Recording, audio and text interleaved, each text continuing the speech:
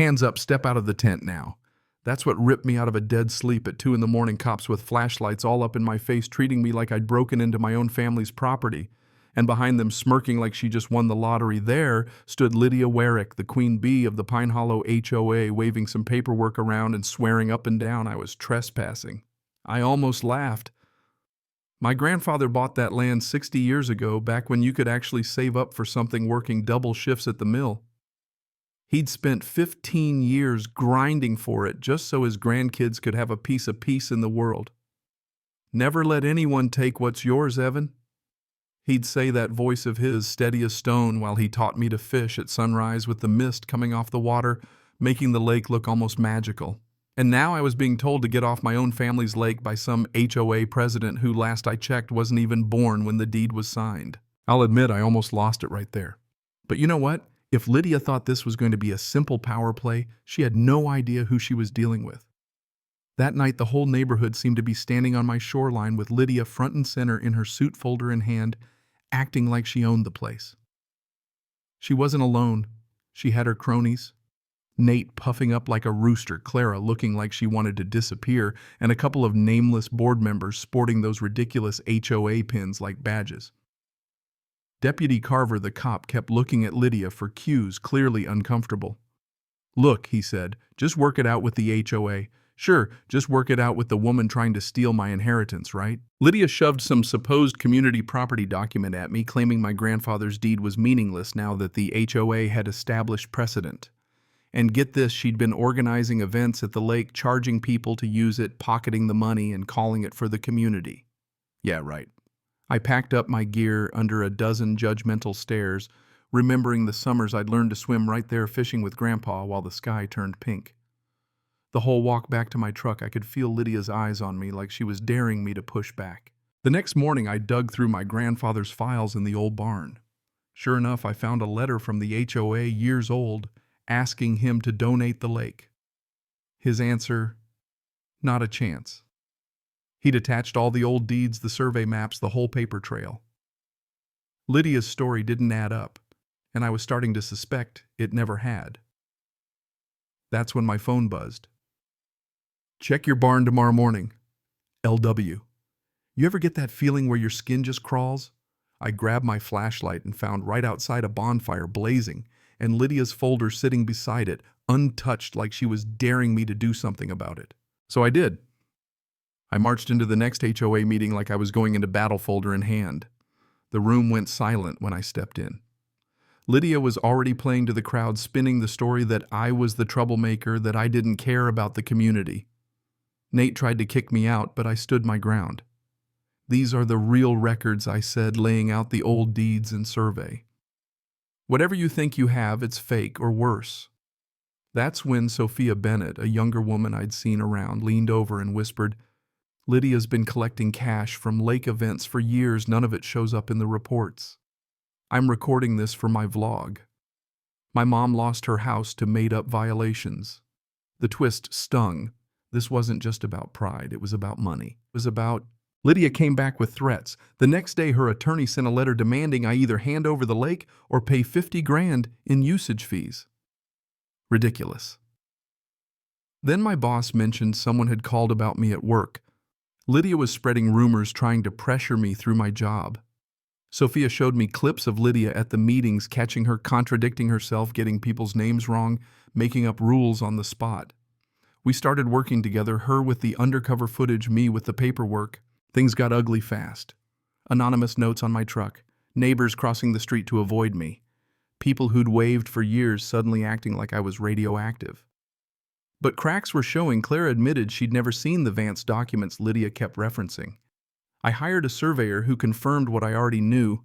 The property line had been moved recently. Someone had literally dug new post holes to fudge the boundary, probably at Lydia's direction. They weren't subtle about escalating either. The HOA started hosting community parties at my lake every weekend with banners declaring it the Pine Hollow HOA Lake. Nate Powell posted himself as security, streaming anyone who came near. But a torn strip of Lydia's jacket on my fence was the smoking gun. Then out of nowhere, old Walter Grayson lived next door forever. Bit of an eccentric showed up with a pizza box full of documents.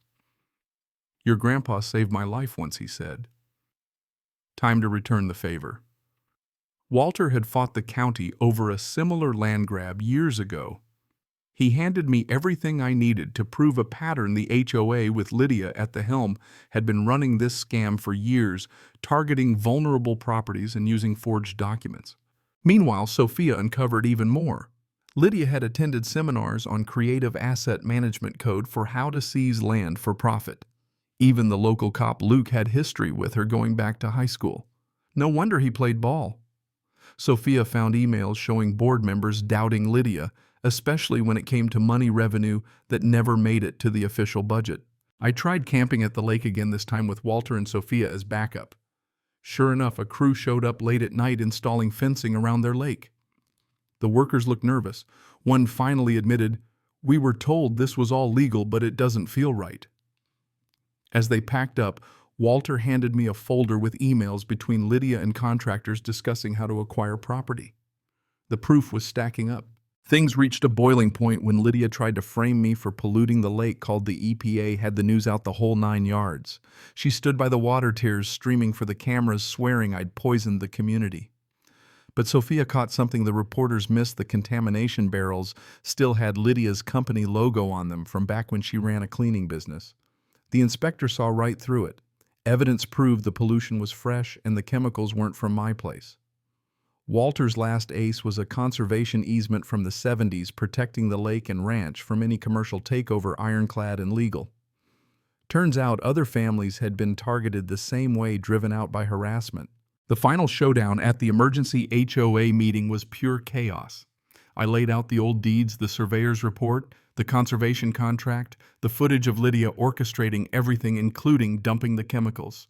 The board tried to shut me up, but residents were furious. Nate flipped sides. Luke confessed Lydia had blackmailed him. Even Clara joined in, showing security footage of Lydia slashing my fence. It all came crashing down. Federal investigators got involved, and then out of the blue, Harold Vance himself showed up alive with evidence. Lydia had framed him and pocketed the HOA's cash. She confessed on the stand, implicating half the county. The judge dissolved the HOA, ordered Lydia held for racketeering and fraud, and declared my property protected forever under the conservation law. The best part? All the money she'd stolen got split back to the neighbors. The celebration at the lake was like something out of a movie, kids swimming, food everywhere, Walter telling stories. Sophia streamed the whole thing and comments poured in, people cheering, others sharing their own HOA horror stories. Justice for Evan became a meme, but it meant something. Thing is, even after all that, the fight wasn't really over. A letter showed up from the county threatening eminent domain. Turns out Lydia had started that paper trail years before, hoping to cover her tracks. That's when Walter came through again with one last document, a land contract so bulletproof even the county backed down. My grandfather had seen the future and protected us all. In the end, Lydia went down, the HOA was dead, and the land, our land, was safe. I guess you could say I got my revenge, but it wasn't about payback. It was about holding on to what matters and making sure nobody, no matter how powerful or petty, could steal that from me or anyone else. We ended up turning the whole mess into a documentary, and part of the proceeds went to help other folks fighting HOA corruption.